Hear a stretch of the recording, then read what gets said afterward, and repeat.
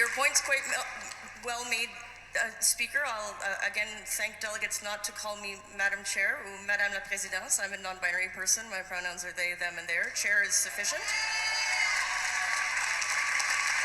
Now, if there's one thing that we know about the world today and the culture today and the politics today, is that Canada is a complete and utter woke disaster.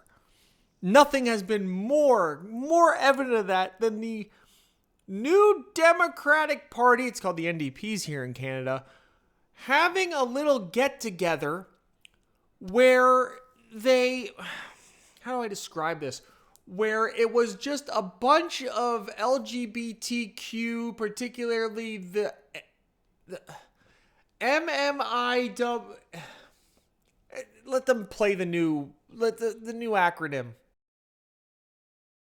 Those people, those brain surgeons that we have here in Canada, as the actual brain surgeons leave for America, we are left with those brain surgeons, those high IQ, totally not mentally unstable goofs. Amazing. Don't forget to subscribe to this channel, hit the thumbs up button, all that YouTube stuff, because then you'll miss amazing videos like this where we talk about, oh my God, they can't even get together and do they end up eating themselves. Everyone remembers the video from like 10 years ago where everyone just melted down. They couldn't even get a word out. It was just all just like identifying themselves, and then people complaining about how they were identified, and then more people complaining about how that person identified the other person and all that. Everyone remembers that clip, right? In Sacramento, he, him. I just want to say, can we please keep the chatter to a minimum? I'm one of the people who's very, very prone to sensory overload. There's a lot of whispering and chatter going on. It's making it very difficult for me to focus. Please, can we just, I know we're all fresh and ready to go, but can we please just keep the chatter to a minimum? It's affecting my ability to focus. Thank you. Thank you, comrade. Okay, is there a speaker against name, chapter, pronouns? Point of personal privilege. Yes. Please do not use gendered language to address everyone. Okay. Quick point of privilege once again. Hi, James Jackson, Sacramento DSA, he, him. I have already asked people to be mindful of the chatter of their comrades who are sensitive to sensory overload, and that goes double for the heckling and the hissing. It is also triggering to my anxiety. Like, the be comradely isn't just for, like, you know, let's keep things civil or whatever. It's so that people aren't gonna get triggered and so that it doesn't affect their performance as a delegate, okay? Your need to express yourself is important, but your need to express yourself should not trump or over, like... I see that no one's clapping for me. It could be because I'm not engaging, but it also is because everyone's doing this, and that's really important, because those loud bursts of noise, even though this is a noisy space, when we can do something like reducing that, that's really important. So please don't clap, shoot up these. We have a lot of disabled comrades, and a lot of those are invisible disabilities. You don't know who it is that is having a more difficult time navigating this space, and this space was not created with all of their needs in mind. So it's up to us to modify that space to make sure that everybody is able to move in the ways that they need to move. And additionally, with the noise issue, like avoid hissing, avoid waving banners, right? Because there's all sorts of things. If you don't know what to do, show up these, right? I'm sure there's lots of ways that we can communicate to each other without needing to rely on something that's going to hurt somebody else. We have quiet rooms that are available. There's a range of options of these, right? Please don't go in that space with anything that's like an aggressive scent, for instance, right? Because we don't want to put people in stressful situations that they don't consent to, right? And there are right-wing infiltrators who are trying to get in here, but it's going to be really traumatic for people if we're not making an affirmative effort to de-escalate each other and de-escalate ourselves, right? Take a deep breath. And feel better before you say anything. Don't really talk to anybody who doesn't have a credential, especially if you claim to be from the press. You have no idea who that person is. Please do not talk to anybody who identifies themselves as a member of the press without having credentials. Don't talk to cops. Don't talk to MAGA assholes. We're almost there. But thank you. We are going to be visited tomorrow by some MAGA protesters. Is there anybody here who's done abortion clinic escort work? By all means, don't talk to cops if there are cops there for... Well, now we got the new version of it, straight from my wonderful country of Canada that's totally functioning perfectly, that didn't just have its election stolen by some bribery to get people to cross the floor to give the Liberals the majority party, majority control. That totally is not totally corrupt, but they're still funny. Look. 2, are you on this resolution? Yes. Microphone 2, please. My name is Mastura Tasneem. My pronouns are she, they. I'm from Ontario. Hello, bonjour. As we conduct this convention today and the past 2 days, right now there's discussions of 10,000 American men and women being sent to Iran, being deployed, just to be part of this bloodbath. Canada cannot and will not be part of the legacy of blood that was built in Iraq, in Palestine, and now in Iran. This is a no question debate. I call this question, Madam and Chairs. Thank you. Seems reasonable. Kind of, right? Like, going on a rant, making fun of the whole thing, like, you know, freaking, oh my God. How am I on stolen land? How am I on stolen land? And these people got here 2 seconds ago and they're not. But whatever. You'd think what they were saying about not wanting there to be bloodbaths over, very reasonable. Actually, very reasonable. But here's the part that they made a mistake. Did you catch it? Did you hear the mistake? Did you hear them stumble and fumble and stutter over top of it? Well, are they going to learn a valuable lesson? Your point's quite well made, Speaker. I'll again thank delegates not to call me Madam Chair or Madame la Présidence. I'm a non-binary person. My pronouns are they, them, and their. Chair is sufficient.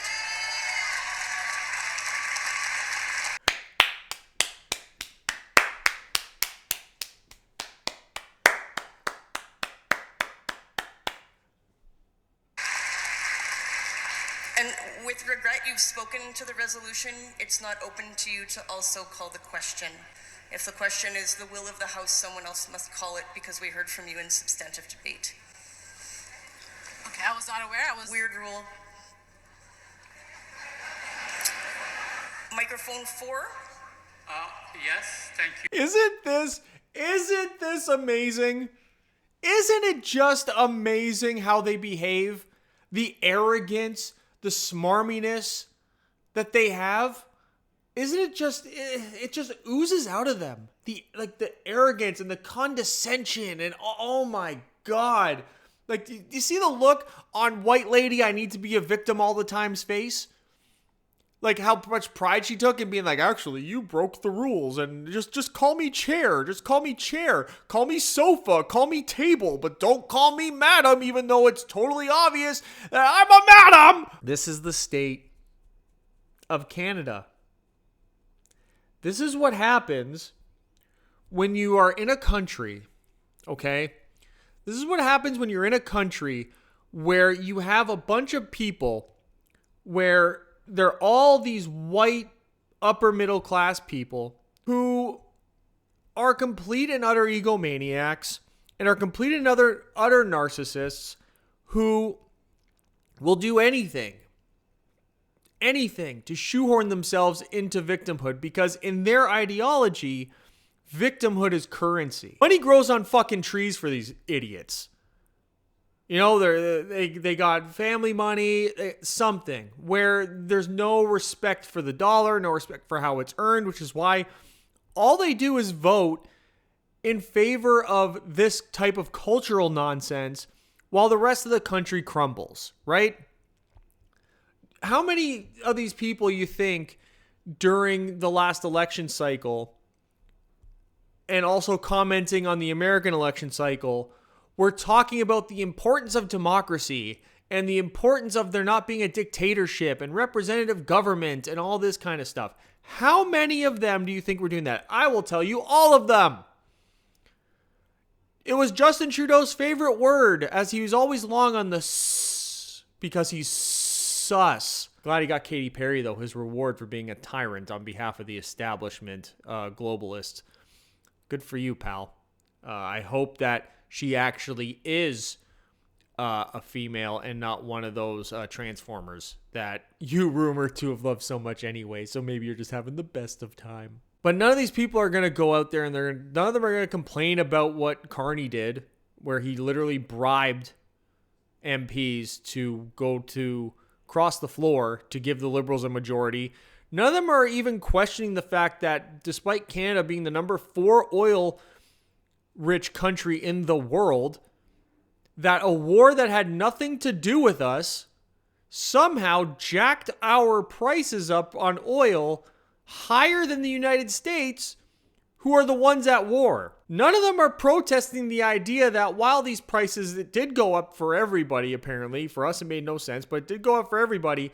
That we were the only country in the G7 that didn't lower or completely eliminate oil taxes on consumers. We raised them upwards of almost 20% on April the 1st, where on the exact same day, coincidentally enough, they're definitely not a tyrannical government, all gave themselves raises. But they're here arguing with each other amongst themselves about misgendering, about non-binaryism, which doesn't even make sense because you're one or you're the other.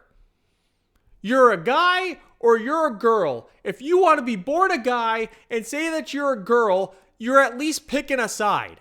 You don't get to say you're neither. That makes no sense. But they're going to sit there with their freaking Ellen DeGeneres haircuts and they're going to argue with each other and get standing ovations from the audience for calling it out when they're misgendered because they themselves apparently don't even have a gender? According to them, they don't have one. Remember 10 years ago we were joking about how stupid this was all going to get? Well, it seems like every time I make a video about someone in the alphabet mafia, there's a new thing that they've done that was a parody, that was a Babylon Bee article headline just a couple years ago. But here's Canada, and you're wondering why everyone that's worth a shit in this country has either left or is trying to leave. Because this place is a joke. And you're a joke for liking it. And I hope that every single person that's worth anything finds a way to leave in the next couple of years. And we leave these fucking goofs with all the third worlders that they could possibly import, all their taxes and their incredibly high cost of living. And then I could be oh so fortunate to take advantage of that and sell one of these idiots the house I live in for $5 million. Because the housing market will just explode and become completely unaffordable. But their daddies and their mommies and their grandpas and their grandmas will pay for it. Or maybe the government will tax us all to death and give millions of dollars to third worlders from frickin' rural India. And 25 of them will put all their immigrant money together, their refugee money together that this country gives them, and they'll buy all these houses at extremely high costs. And then we'll all move to America, a real country with real rules. You know, despite what you think about the orange guy, it's a real country with real rules and a real functioning economy and like democratic republic. Unlike here. And we'll all live happy, affordable lives. And look up at these morons in the snow at Snow India and go, ha ha. But for now, I'm stuck here. So I feel bad about it. And I'm not laughing.